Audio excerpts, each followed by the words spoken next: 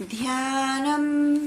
अरुणां करुणातरङ्गिताक्षीं धृतपाशाङ्कुशपुष्पबाणचापाम् अणिमादिभिरावृताम् अयूकैः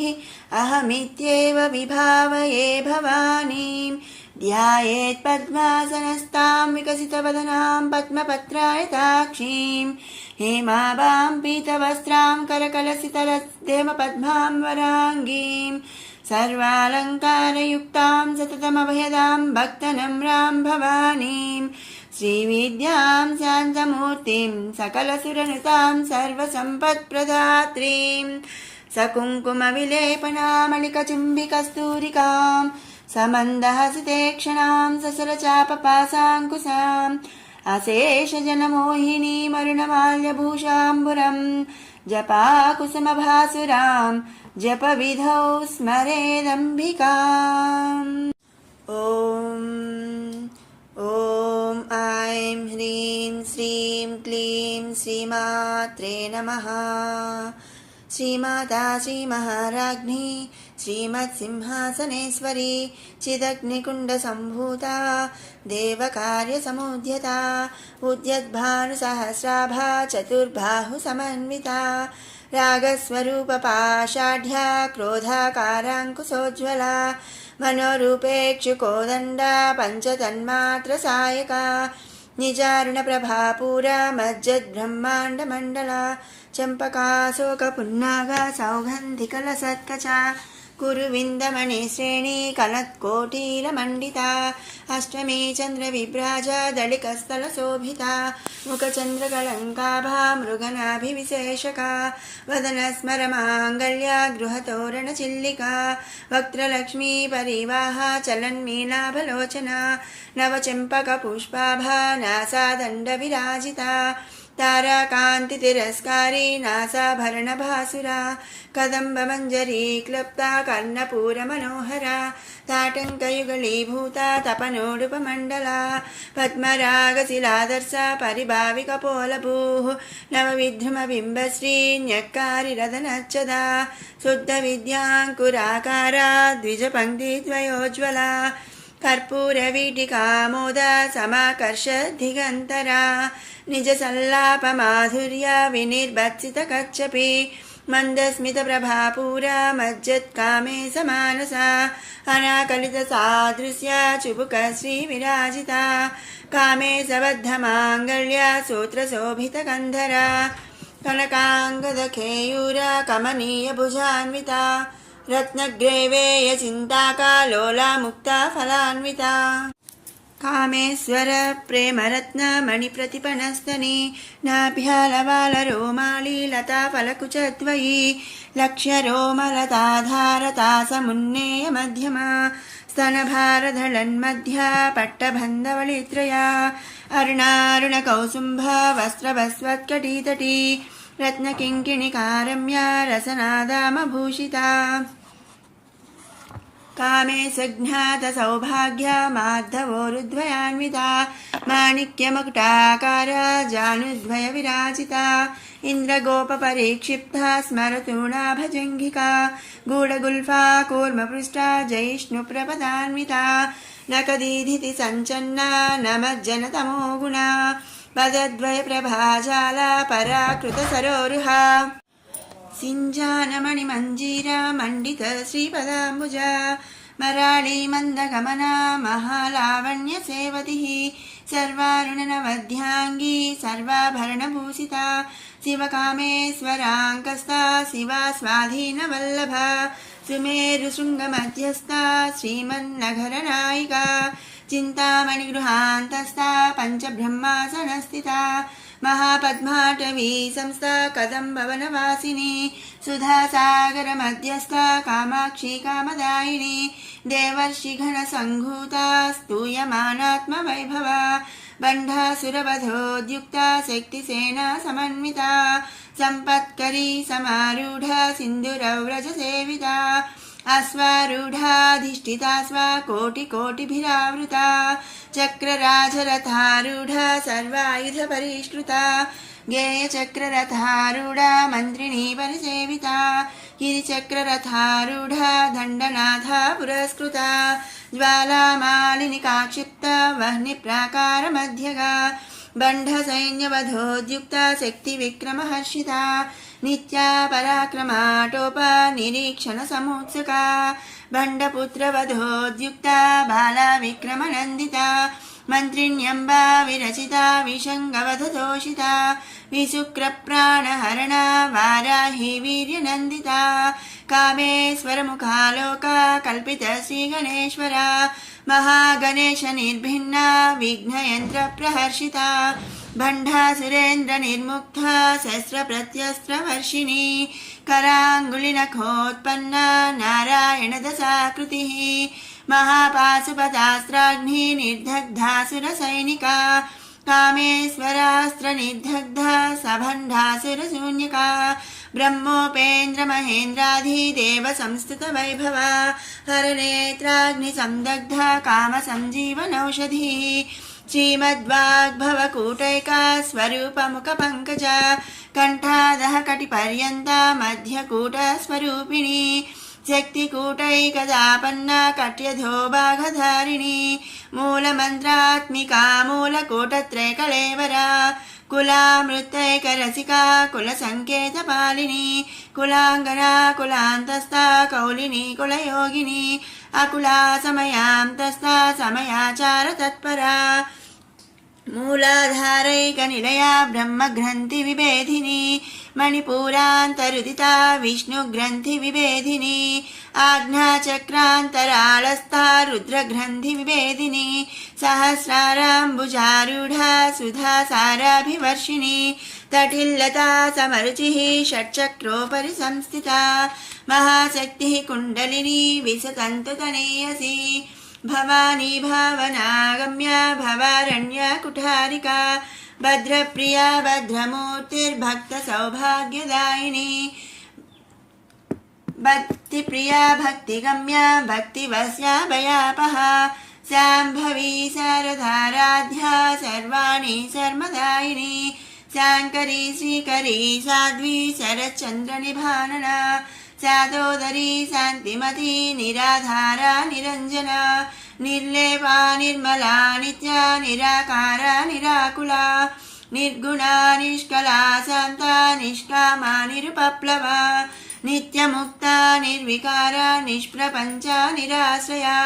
नित्यशुद्धा नित्यबुद्धा निरवध्या निरन्तरा निष्कारणा निष्कलङ्का निरुपाधिर्निरीश्वरा निरागारागमथनी निर्मदा मदनासिनी निश्चिन्ता निरहङ्कार निर्मोहा मोहनासिनी निर्ममा ममताहन्त्री निष्पापा पापनासिनी निष्क्रोधा क्रोधशमनी निर्लोभा लोभनासिनी निःसंशया संशयघ्नी निर्भवा भवनासिनी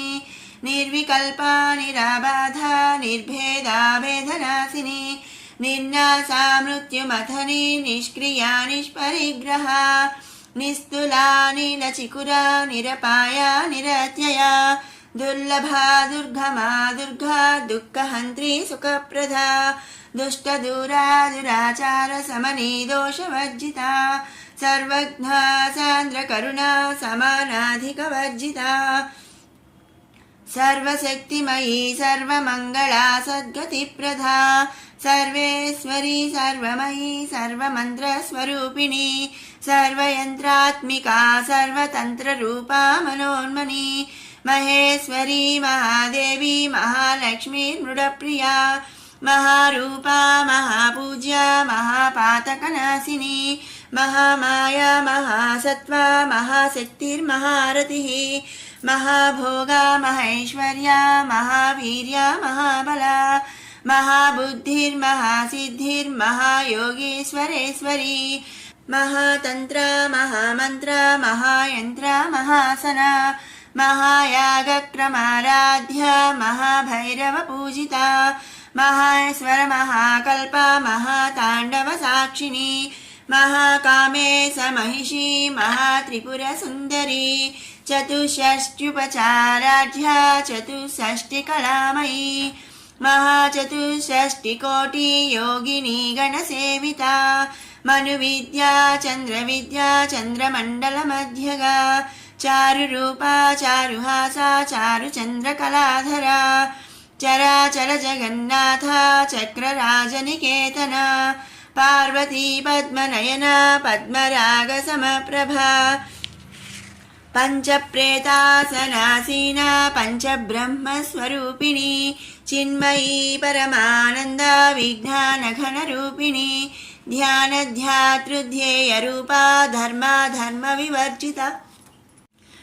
विश्वरूपा जागरिणी स्वपन्ती तैजसात्मिका सुप्ता प्राज्ञात्मिका तुर्या सर्वावस्था विवर्जिता सृष्टिकर्त्री ब्रह्मरूपा गोप्त्री गोविन्दरूपिणी संहारिणी रुद्ररूपा तिरोधानकरीश्वरी सदाशिवानुग्रहदा पञ्चकृत्यपरायणा भानुमण्डलमध्यस्था भैरवी भगवानिनी पद्मासना भगवती पद्मनाभसहोदरी उन्मेषनिमिषोत्पन्ना विपन्नभुवनावलिः सहस्रशीर्षवदना सहस्राक्षी सहस्रपात् आब्रह्मकीटजननी वर्णाश्रमविधायिनी निजाघ्नरूपनिगमा पुण्या पुण्यफलप्रदा श्रुतिसीमन्तसिन्दूरीकृतपादाब्जधूलिका सकलागमसन्दोहा सुक्तिसम्पुटमौक्तिका पुरुषार्थप्रदा पूर्णा भोगिनी भुवनेश्वरी अम्बिकानादिनिधना हरिब्रह्मेन्द्रसेविता नारायणी नादरूपा नामरूपा विवर्जिता ह्रीङ्कारी ह्रीमती हृद्या हेयोपादेयवर्जिता राजराजार्चिता राज्ञी रम्या राजीवलोचना रंजनी रमणीरस्या रणत्किङ्किणीमेखला रमा राकेन्दुवदना रतिरूपा रतिप्रिया रक्षाकरी राक्षसघ्नी रामा रमणलम्पटा काम्या कामकलारूपा कदम्बकुसुमप्रिया कल्याणी जगती कन्दा करुणारससागरा कलावती कलालापा कान्ता कादम्बरी प्रिया वरदा वामनयना वारुणी मदविह्वला विश्वाधिका वेदवेद्या विन्ध्याचलनिवासिनी विधात्री वेदजननी विष्णुमाया विलासिनी क्षेत्रस्वरूपा क्षेत्रेसी क्षेत्रक्षेत्रज्ञपालिनी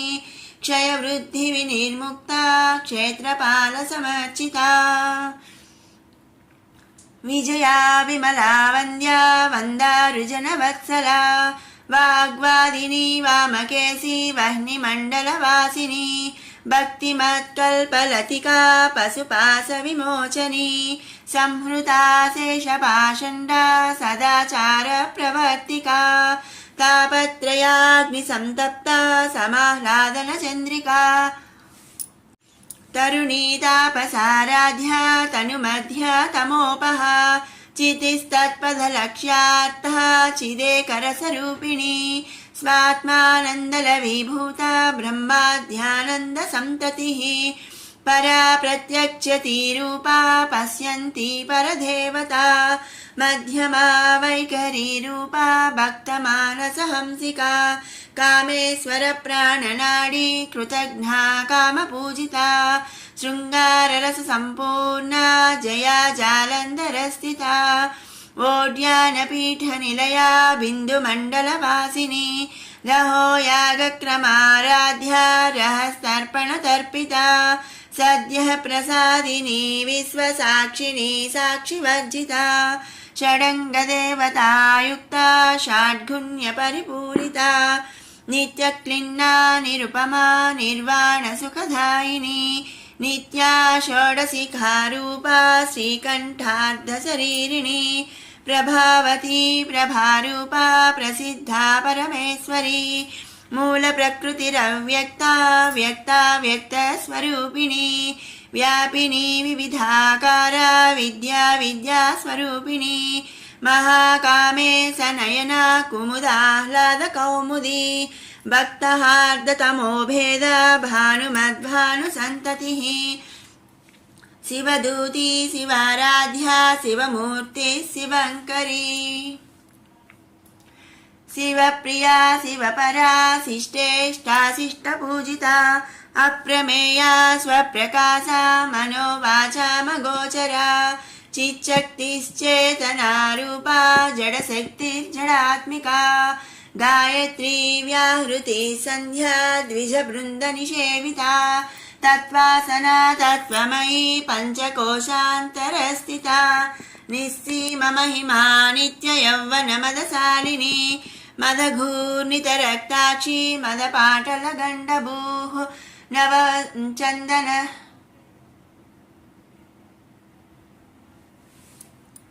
चन्दनद्रवदिग्धाङ्गी चाम्पेयकुसुमप्रिया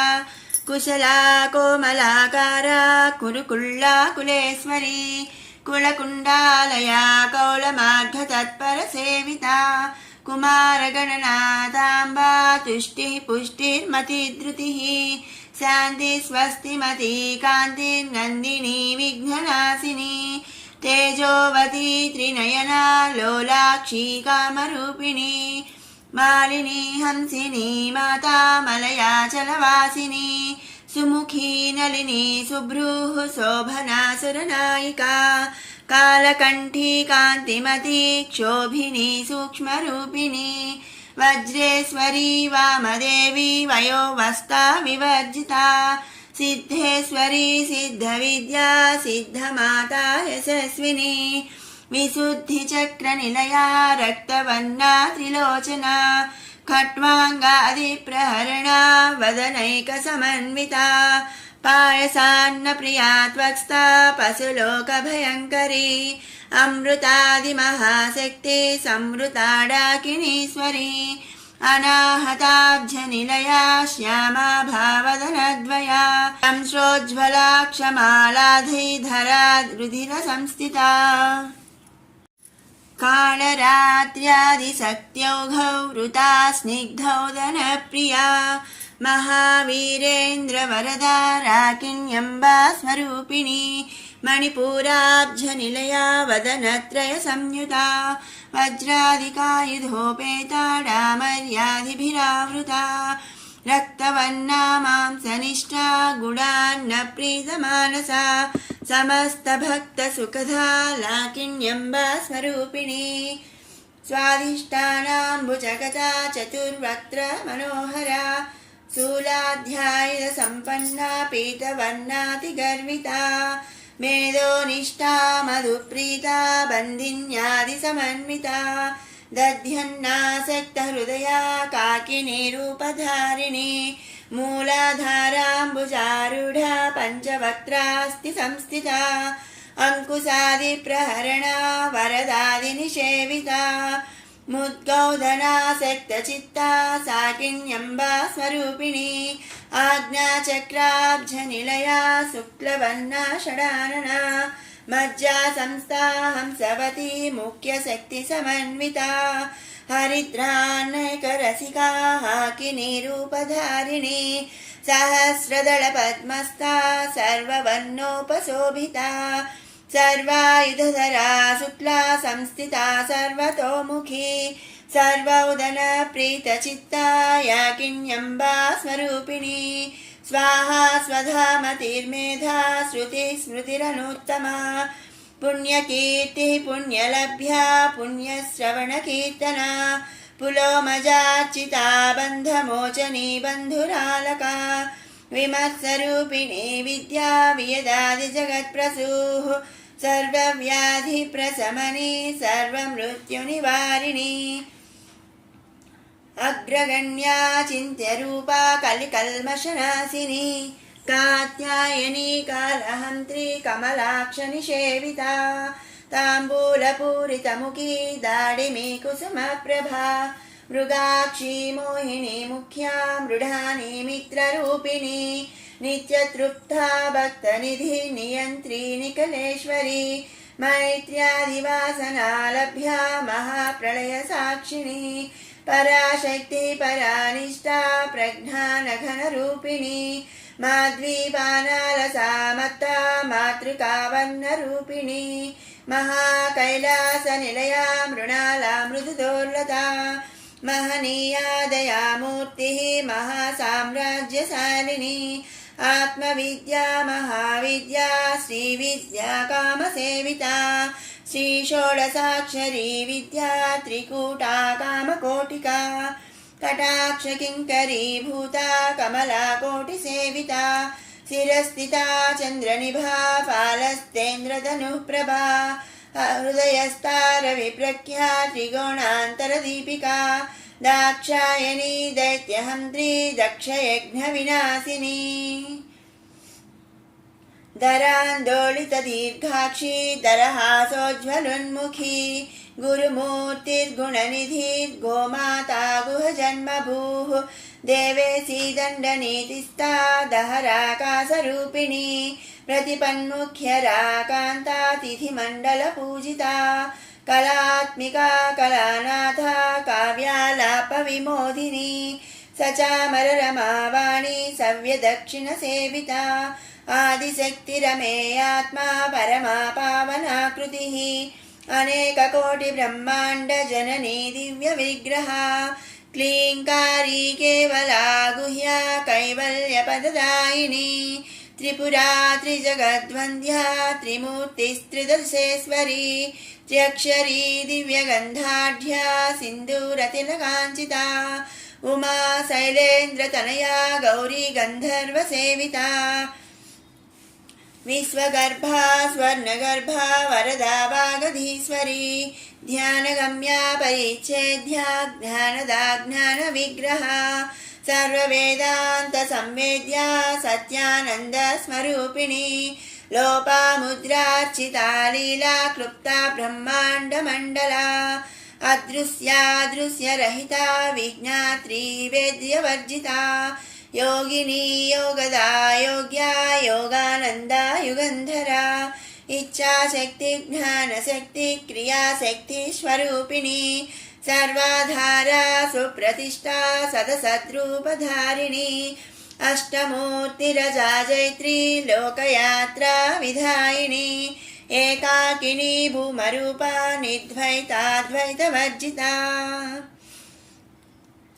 अन्नदा वसुधा वृद्धा ब्रह्मात्म्यैकस्वरूपिणी बृहती ब्राह्मणी ब्राह्मी ब्रह्मानन्द बलिप्रिया भाषारूपा बृहत्सेना भावा भावविवर्जिता सुखाराध्या शुभकरी शोभना सुलभागतिः राजराजेश्वरी राज्यदायिनी राज्यवल्लभा राजत्कृपा राजपीठ निवेशित निजाश्रिता राज्यलक्ष्मीः कोशनाथा चतुरङ्गबलेश्वरी साम्राज्यदायिनी सत्यसन्धा सागरमेखला दीक्षिता दैत्यशमनी सर्वलोकवशङ्करी सर्वार्धदात्री सावित्री सच्चिदानन्दरूपिणी देशकाला परिच्छिन्ना सर्वगा सर्वमोहिनी सरस्वती सहस्रमयी गुहाम्बा गुह्यरूपिणी सर्वोपाधिविनिर्मुक्ता सदाशिवपतिव्रता सम्प्रदायेश्वरी साध्वी गुरुमण्डलरूपिणी कुलोत्तीर्णा भगाराध्या माया मधुमतीमही गणाम्बा गुह्यकाराध्या कोमलाङ्गी गुरुप्रिया स्वतन्त्रा सर्वतन्त्रेशी दक्षिणामूर्तिरूपिणी सनकादिसमाराध्या शिवज्ञानप्रदायिनी चित्कलानन्दकलिका प्रेमरूपा प्रियङ्करी नामपारायण प्रीता नन्दिविद्या नटेश्वरी मिथ्या जगदधिष्ठाना मुक्तिदा मुक्तिरूपिणी लास्यप्रिया लयकरी लज्जारम्भादिवन्दिता भवदा वसुधा वृष्टिः पापारण्यदवानला दौर्भाग्यतूलवातूला जराध्वान्तरविप्रभा भाग्याब्धिचन्द्रिका भक्तचित्तकेकी घना घना रोगपर्वतदम्बोलिः मृत्युदारुकुठारिका महेश्वरी महाकाली महाग्रासा महासना अपर्णा चण्डिका चण्डमुण्डासुरनिषूदिनी क्षराक्षरात्मिका सर्वलोकेशी विश्वधारिणी त्रिवर्गधात्री सुभगा त्र्यम्बका त्रिगुणात्मिका स्वर्गापवर्गदा शुद्धा जपा पुष्पनिभाकृतिः ओजोवती द्युतिधरा यज्ञरूपा प्रियव्रता दुराराध्या दुराधर्षा पाटली कुसुमप्रिया महती मेरुनिलया मन्दारकुसुमप्रिया वीराराध्या विराट्रूपा विरजा विश्वतोमुखी प्रत्यग्रूपा पराकाशा प्राणदा प्राणरूपिणी मार्ताण्डभैरवाराध्या मन्त्रिणी न्यस्तराज्यधूः त्रिपुरेशी जयत्सेना निस्त्रैगुण्या परापरा सत्यज्ञानानन्दरूपा सामरस्या परायणा कपर्धिनी कलामाला कामदुःखामरूपिणी कलानिधि काव्यकला रसज्ञा रससेवधिः पुष्टा पुरातना पूज्या पुष्करा पुष्करेक्षणा परं ज्योतिः परं धाम परमाणु परात्परा पासहस्ता पासहन्त्री परमन्त्रविभेदिनी मूर्ता मूर्ता नित्यतृप्ता मुनिमानसहंसिका सत्यव्रता सत्यरूपा सर्वान्तर्यामिनी सती ब्रह्माणि ब्रह्मजननी बहुरूपा बुधार्चिता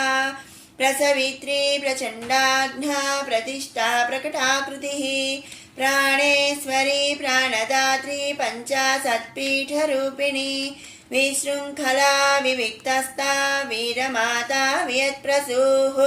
मुकुन्दा मुक्तिनिलया मूलविग्रहरूपिणी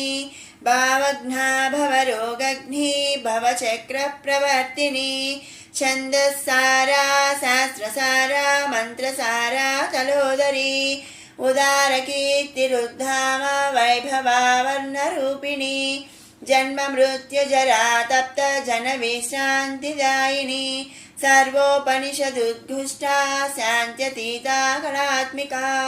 गम्भीरा गगनान्तस्था गर्विता गानलोलुपा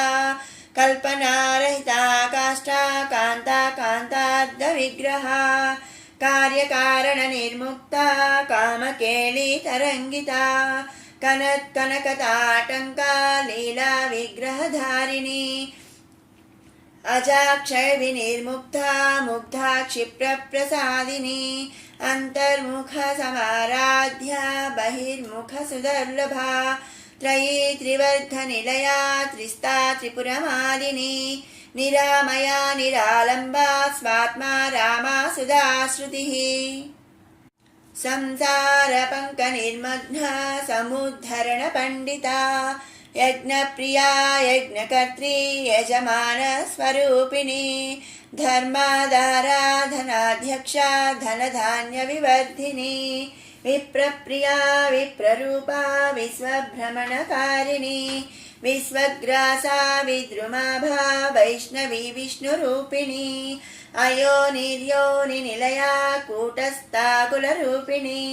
वीरगोष्ठी प्रिया वीरा नैष्कर्म्यानादरूपिणी विज्ञानकलना कल्या विदग्धा भैन्दवासना तत्त्वाधिका तत्त्वमयी तत्त्वमर्धस्वरूपिणी सामगानप्रिया सौम्या सदाशिवकुटुम्बिनी सव्यापसव्यमार्गस्था सर्वापद्विनिवारिणी स्वस्था स्वभावमधुरा धीरा धीरसमर्चिता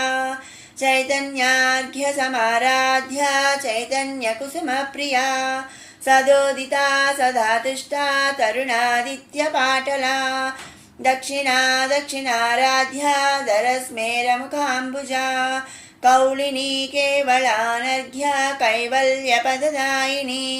स्तोत्रप्रिया स्तुतिमती श्रुतिसंस्तुतवैभवा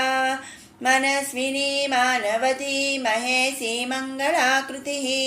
विश्वमाता जगद्धात्री विशालाक्षी विरागिणी प्रगल्भा परमोदारा परामोदा मनोमयी व्योमकेशी विमानस्था वज्रिणी वामकेश्वरी पञ्चयज्ञप्रिया पञ्चप्रेतमञ्चाधिसायिनी पञ्चमी पञ्चभूतेशी पञ्चसङ्ख्योपचारिणी शाश्वती शाश्वतैश्वर्या सर्वदा शम्भुमोहिनी धराधरसुता धन्या धर्मिणी धर्मवर्धिनी लोकातीता गुणातीता सर्वातीता समात्मिका बन्धुककुसुमप्रज्ञा बाला लीलविनोदिनी सुमङ्गली सुखकरी सुवेशाढ्या सुवासिनी सुवासिन्यर्चनप्रीता शोभना शुद्धमानसा बिन्दुतर्पणसन्तुष्टात् पूर्वजा त्रिपुराम्बिका दशमुद्रा समाराध्या त्रिपुरा श्रीवशङ्करी ज्ञानमुद्रा ज्ञानगम्या ज्ञानज्ञेयस्वरूपिणी योनिमुद्रा त्रिखण्डेशी त्रिगुणाम्बा त्रिकोणगा अनघाद्भुतचारित्रा वाञ्छितार्थप्रदायिनी अभ्यासातिशयज्ञाता षडद्वातीतरूपिणी अव्याजकरुणामूर्तिः अज्ञानध्वान्तदीपिका आबालगोपविदिता सर्वानुल्यङ्गशासना श्रीचक्रराजनिलया श्रीमत्त्रिपुरसुन्दरी आबालगोपविदिता सर्वानुल्लङ्गशासना श्रीचक्रराजनिलया श्रीमत्त्रिपुरसुन्दरी श्रीशिवा शिवशक्त्येकरूपिणी ललिताम्बिका एवं श्रीललितादेव्या नाम्नां सहस्रकं जगुः इति श्रीब्रह्माण्डपुराणे उत्तरखण्डे श्रीहयग्रीवागस्त्यसंवादे श्रीललितारहस्यनामसाहस्रस्तोत्रकथनं नाम द्वितीयोऽध्यायः समाप्तम्। सर्वं श्रीललितापरदेवतार्पणमस्तु। उत्तरपीठिका। हयग्रीव उवाच इत्येतन्नाम साहस्रं कथितं ते घटोद्भवा रहस्यानां रहस्यं च ललिता प्रीतिदायकम् अनेन सदृशं स्तोत्रं न भूतं न भविष्यति सर्वरोगप्रशमनं सर्वसम्पत्प्रवर्धनं सर्वापमृत्युशमनं कालमृत्युनिवारणं सर्वाज्वरार्तिशमनं दीर्घायुष्यप्रदायकं पुत्रप्रथमपुत्राणां पुरुषार्थप्रदायकम् इदं विशेषात् श्रीदेव्या स्तोत्रं प्रीतिविधायकं जपे नित्यं प्रयत्नेन ललितोपाप्रास्थितत्परः प्रातः स्नात्वा विधानेन सन्ध्याकर्म समाप्य च पूजागृहं ततो गत्वा चक्रराजं समर्चयेत् विद्यां जपेत् सहस्रं वा त्रिशतमेव वा रहस्यनाम साहस्रमिदं पश्चात् पठेन्नरः जन्म मध्ये सकृच्चापि य एतत्पठते सुधीः तस्य पुण्यफलं वक्ष्ये शृणुत्वं कुम्भसम्भव गङ्गादिसर्वतीर्थेषु यः स्नायात् कोटिजन्मसु कोटिलिङ्गप्रतिष्ठां च यः कुर्यादविमुक्तके कुरुक्षेत्रे तु यो दद्यात् कोटिवारं रविग्रहे कोटिं सुवर्णभाराणां श्रोत्रियेषु द्विजन्मसु यः कोटिं हयमेधानामाहवेरेद्घां गरोधसि आचरेत् कूपकोटिर्यो निर्जले मरुभूतले दुर्भिक्षे यः प्रतिदिनं कोटिब्राह्मणभोजनं श्रद्धया परया कुर्यात् सहस्रपरिवत्सरान् तत्पुण्यं कोटिगुणितं भवेत् पुण्यमनुत्तमम् रहस्यनाम साहस्रे नाम्नोऽप्येकस्य कीर्तनात् रहस्यनाम साहस्रे नामैकमपि यः पठेत् तस्य पापानि नश्यन्ति महान्त्यपि न संशयः नित्यकर्माननुष्ठानान् निषिद्धकरणादपि यत्पापं जायते पुंसां तत्सर्वं नश्यति ध्रुवम् बहुनात्र किमुक्तेन शृणुत्वं कुम्भसम्भव अत्रैकनाम्नो या शक्तिः पातकानां निवर्तने तन्निवर्त्यमघं कर्तुं नालं लोकाश्चतुर्दश यस्त्यक्त्वा नाम सहस्रं पापहानिमभीप्सति स हि सीदनिवृत्त्यर्थं हिमशैलं निषेवते भक्तो यः कीर्तयेन्नित्यमिदं नाम सहस्रकं तस्मै श्रीललितादेवी प्रीत्याभीष्टं प्रयच्छति अकीर्तयन्निदं स्तोत्रं कथं भक्तो भविष्यति नित्यं संकीर्तनासक्तः कीर्तयेत् पुण्यवासरे संक्रान्तौ विघवे चैव स्वजन्मत्रितये नवम्यां वा चतुर्दश्यां सितायां शुक्रवासरे कीर्तयेन्नाम सहस्रं पौर्णमास्यां विशेषतः पौर्णमास्यां चन्द्रबिम्बे ध्यात्वा श्रीललिताम्बिकां पञ्चोपचारैः सम्पूज्य पठेन्नाम सहस्रकं सर्वे रोगाः प्रणश्यन्ति दीर्घायुष्यं च विन्दति अयमायुष्करो नाम प्रयोगः कल्पचोदितः ज्वरार्तं शिरसि स्पृष्ट्वा पठेन्नाम सहस्रकं तत्क्षणात् प्रशमं याति शिरस्तोदो ज्वरोऽपि च सर्वव्याधिनिवृत्त्यर्थं स्पष्ट्वा भस्म जपेदिदं तद्भस्मधारणादेव नश्यन्ति व्याधयः क्षणात् जलं सम्मन्त्र्य कुम्भस्थं नाम सहस्रतो मुने अभिषिञ्चेत् ग्रहग्रस्तान् ग्रहा नश्यन्ति तत्क्षणात् सुधासागरमध्यस्थान् ध्यात्वा श्रीललिताम्बिकाम् यः पठेन्नाम सहस्रं विषं तस्य विनश्यति वन्द्यानां पुत्रलाभाय नाम सहस्रमन्त्रितं नवनीतं प्रदध्यातु पुत्रलाभो भवेत् ध्रुवम् देव्या पासेन सम्बद्धा माकृष्टामङ्कुशेन च ध्यात्वाभीष्टां स्त्रियं रात्रौ जपेन्नाम सहस्रकम् आयाति स्वसमीपं सा यद्यपयन्तः पुरं गता राजाकर्षणकामश्चेद् राजा वसथ दिग्मुखः त्रिरात्रं यः पठेदेते श्रीदेवी ध्यानतत्परः स राजा पारवस्येन तुरङ्गं वामतङ्गजम् आरुह्यायाति निकटं दासवत् प्रणिपत्य च तस्मै राज्यं च कोशं च दधात्येव वसंगतः रहस्य नाम सहस्रं यः कीर्तयति नित्यसः तन्मुखालोकमात्रेण मुह्ये लोकत्रयं मुने यस्त्विदं नाम सहस्रं सकृत् पठिति भक्तिमान् तस्य ये शत्रवस्तेषां निहन्ता सरभेश्वरः यो वाभिचारं कुरुते नाम सहस्रपाठके निवर्त्य तत्क्रियां हन्यात् तं वै प्रत्यङ्गिरा स्वयं ये क्रूरदृष्ट्वा वीक्ष्यन्ते नाम सहस्रपाठकम् तानन्धान् कुरुते क्षिप्रं स्वयं मार्ताण्डभैरवः धनं यो हरते चोरैर्नाम सहस्रजापिनः यत्र कुत्र स्थितं वापि क्षेत्रपालो निहन्ति तं विद्यासु कुरुते वादं यो विद्वान् नाम जापिनः तस्य वाक्स्तम्भनं सद्यः करोति न कुलेश्वरी यो राजा कुरुते वैरं नाम सहस्रजापिनः चतुरङ्गबलं तस्य दण्डिनी संहारेत् स्वयं यः पठेन्नाम सहस्रं षण्मासं भक्तिसंयुतः लक्ष्मींश्चाञ्चल्यरहिता सदा तिष्ठति तत्गृहे मासमेकं प्रतिदिनं त्रिवारं यः पठेन्नरः भारती तस्य जिह्वाग्रे रङ्गे नृत्यति नित्यसः यस्त्वेकवारं पठति पक्षमात्रमतन्द्रिक्तः मुह्यन्ति कामवसगा मृगाक्ष्यस्तस्य वीक्षणात् यः पठेन्नाम सहस्रं जन्म मध्ये सकृन्नरः तद्दृष्टिगोचराः सर्वे मुच्यन्ते सर्वकिल्बिषैः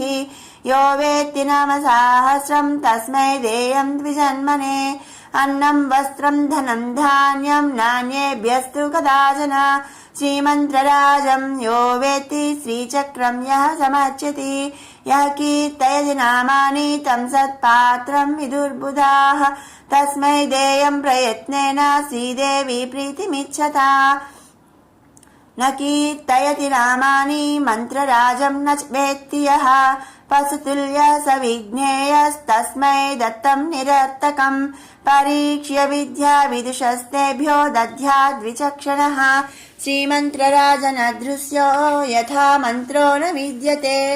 देवता ललिता तुल्या यथा नास्ति घटोद्भवा रहस्य नाम सहस्रतुल्या नास्ति तथा स्तुतिः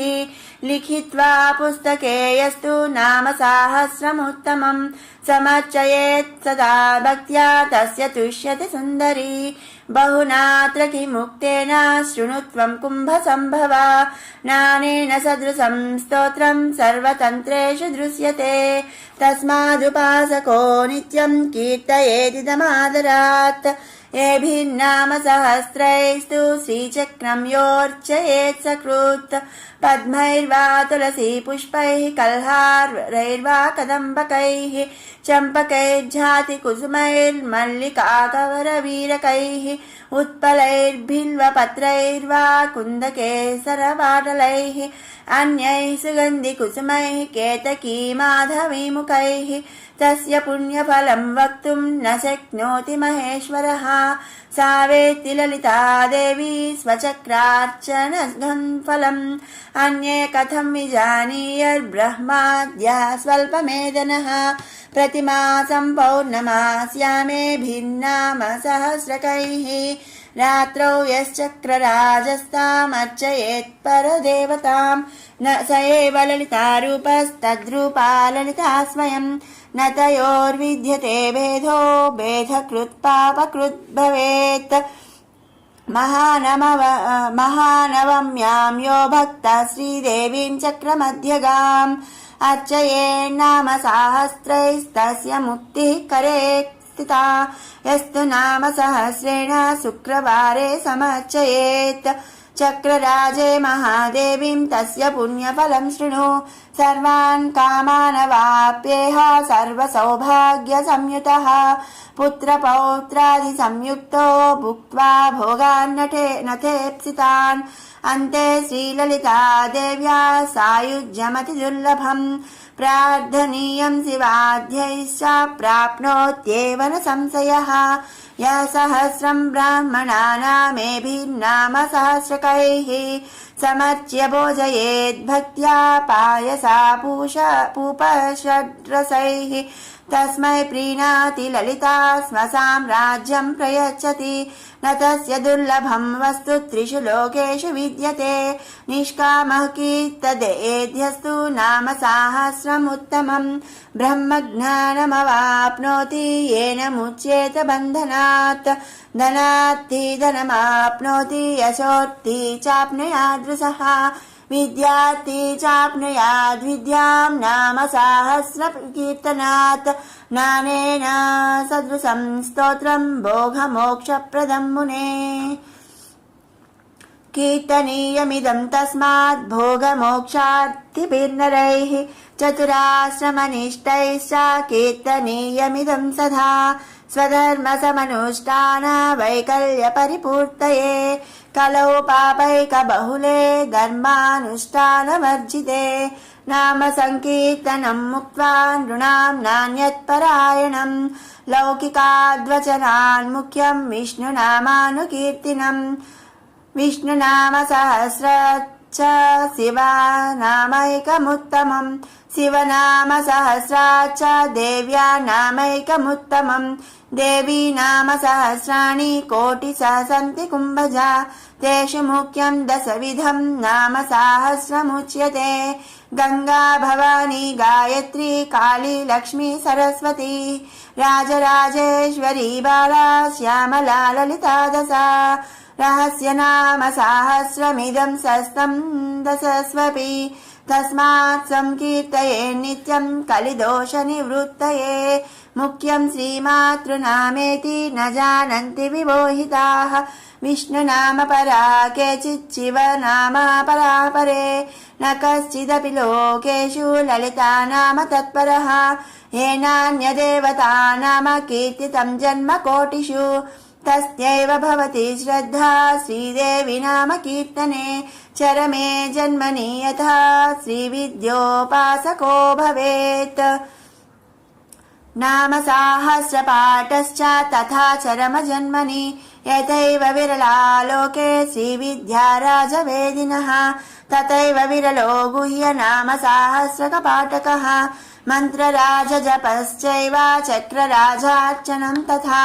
रहस्य नाम पाठश्च नाल्पस्य तपस फलम् अपठन्नाम सहस्रं प्रीणयेद्यो महेश्वरीं चक्षुषा विना रूपं पश्येदेव विमूढरीः रहस्य नाम सहस्रं त्यक्त्वा यः सिद्धिकामुकः स भोजनं विना नूनं क्षुन्निवृत्तिमभीप्सति यो भक्तो ललिता देव्या स नित्यं कीर्तयेदिदम् नान्यथा प्रीयते देवी कल्पकोटिशतैरपि तस्माद्रहस्य नामानि श्रीमातुः प्रयतः पठेत् इति ते कथितं स्तोत्रं रहस्यं कुम्भसम्भवा न विद्या वेदिने ब्रूयान्न भक्ताय कदाचन यथैव गोप्या श्रीविद्या तथा गोप्यमिदं मुने पशुतुल्येषु न ब्रूयाज्ञानेषु स्तोत्रमुत्तमम् यो ददाति विमूढात्मा श्रीविद्यारहिताय च